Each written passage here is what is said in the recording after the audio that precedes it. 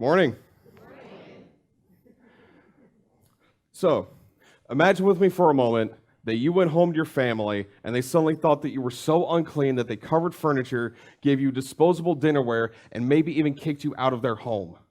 Or maybe if your friends no longer wanted to hang out with you, your lovers and sexual partners no longer wanted to have anything to do with you, and that there were laws out there that threatened you with felonies, murder, or even bioterrorism because you didn't disclose your private medical information, and all because you have HIV.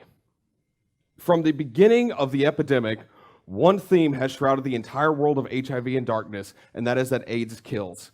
And yes, AIDS-related illness has led to the deaths of tens of millions, but it's not what's really killing us. Stigma is the real killer. Stigma is often defined as a mark of shame or disgrace, and that mark currently has a death grip on the HIV community.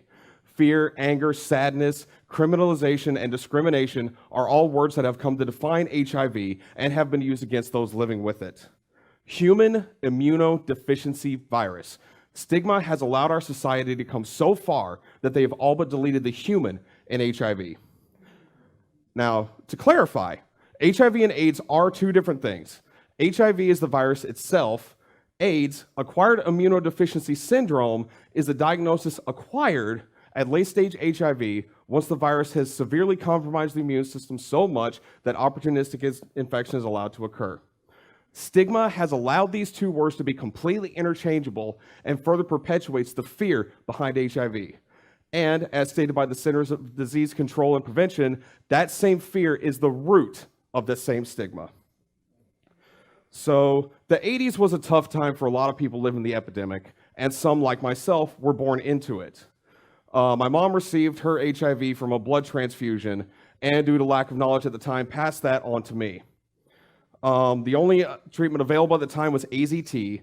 It was a drug that was dangerously passed very fast by the FDA and was often prescribed in large toxic doses that led to the deaths of many. But those mistakes were corrected. AZT is now dosed properly, and there is a plethora of treatments available to both treat HIV and to even prevent it. Yet stigma keeps that fear fresh. Now, my mom unfortunately met her end when I was 4 years old. She finally had succumbed to the AIDS diagnosis that she had been fighting for so long. My last memory of her was her in the ICU, hooked up to every machine imaginable while she slowly wasted away, and all I was told at the time was that she died from pneumonia.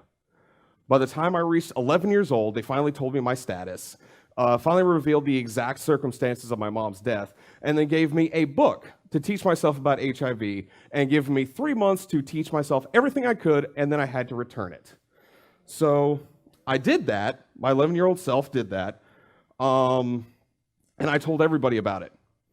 Even though, at the time especially, it's very dangerous for some of us to disclose. We'll even be threatened with our houses being burned down. But I disclosed anyway because I saw an opportunity to educate.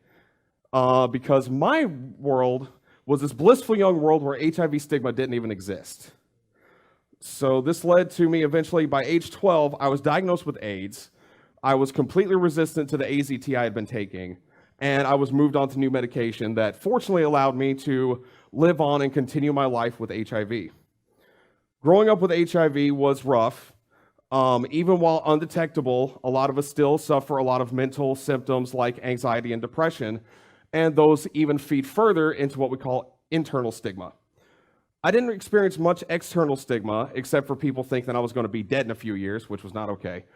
But it fed my internal stigma, which led me to believe I was a walking plague, that I was a threat to everyone around me, or that eventually what happened to my mother would be happening to me.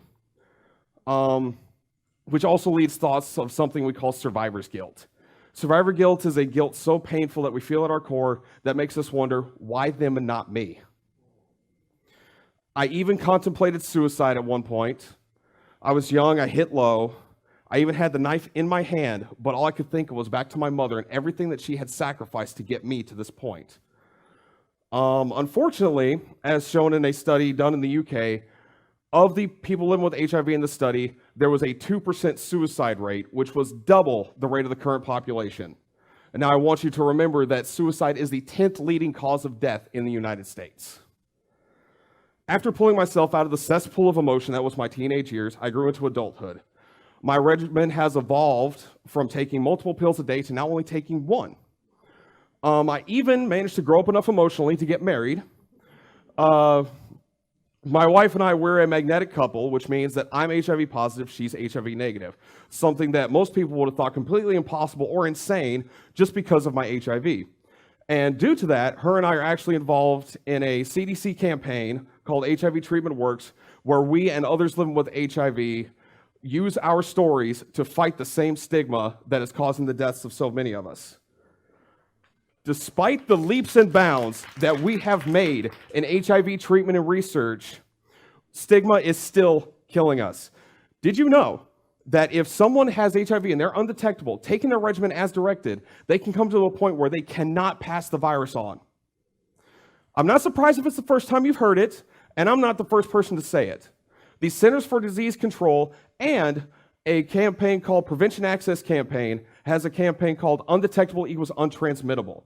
This life-saving message is prevented from getting to those who need it so that they can have the courage to go get the care that they need, all because stigma keeps us so scared of HIV. Stigma is the single biggest threat to everyone living with HIV. If anything that I mentioned in the front, anything, your friends, your family, your lovers, the crimes against you, if you thought that any of that would happen, would you even bother coming in and getting tested or getting treated?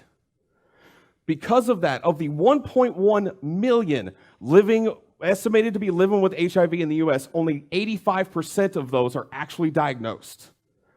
And only 50% of those are virally suppressed.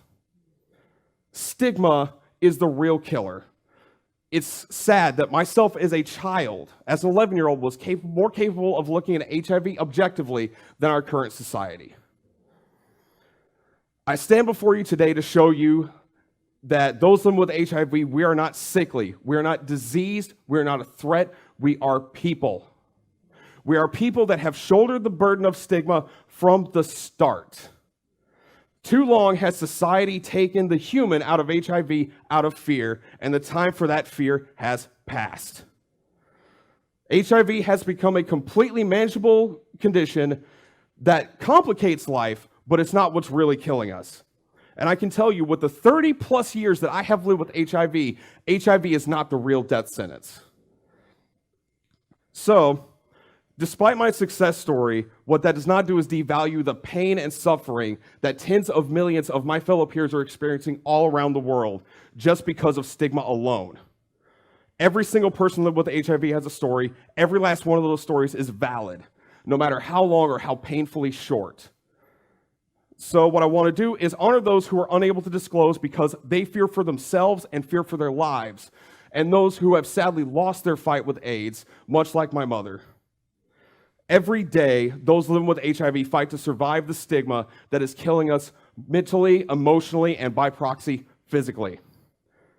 Stigma has created a sickly face of HIV, and I'm here to tell you that if you want to see the true face of HIV, you need to look in the mirror. It is humanity, it is all of us. So I hope after listening today, you now have a new perspective on the HIV epidemic and our true, actual problem to ending it. Starting to run out of steam.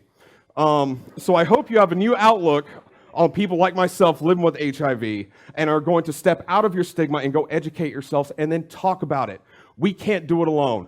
We need everybody. Even those who are negative need to step forward and show that we are not to be feared. We are to be embraced as the humans we are, because it's impossible to move forward while we are staring at the past.